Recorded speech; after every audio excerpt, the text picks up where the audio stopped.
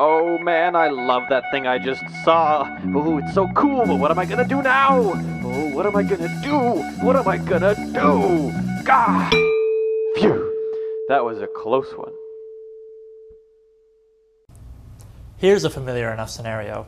You're on the internet, just like you are right now, and you find something so interesting or strange or funny that you really want to show it to people you know. God help you, you want to share a link on the internet. Hey, if I do a good enough job, you might even want to share this episode. Or masturbate.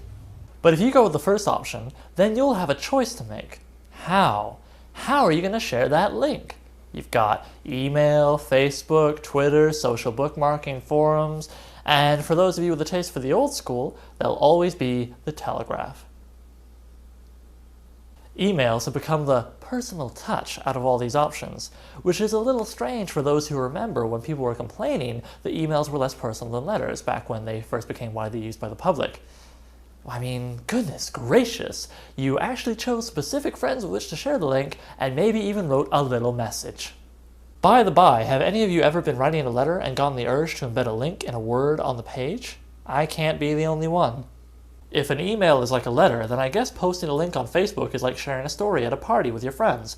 And Twitter is kind of like a game of telephone where the retweet button helps to greatly reduce the amount of message distortion. Although I suppose you can still do what I always did as a kid and basically be a little shit.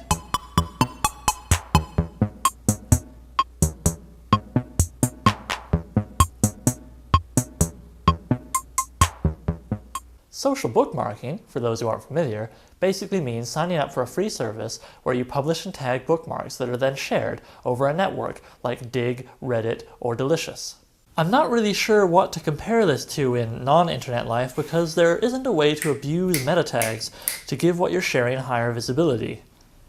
And I really hope that never changes.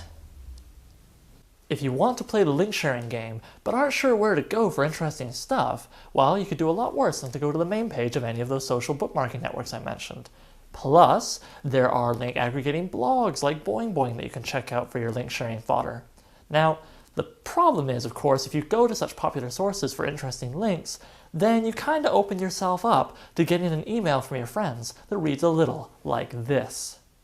Now, that kind of reaction might be warranted if you've been link spamming. However, it still carries the obnoxious suggestion that sharing links on the internet is a kind of game, where he or she who reads everything first wins, with the prize being the right to be really rude to someone who is just trying to amuse or enlighten you.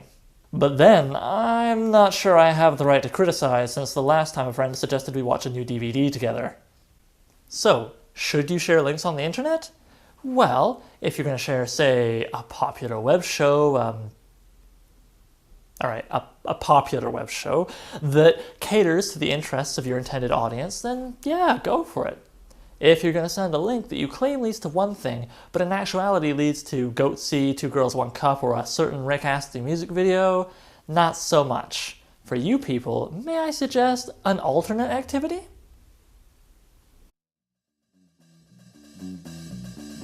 Oh, I also have a suggestion for those people. Have you ever tried Oliver rolling somebody? No? Well, why not?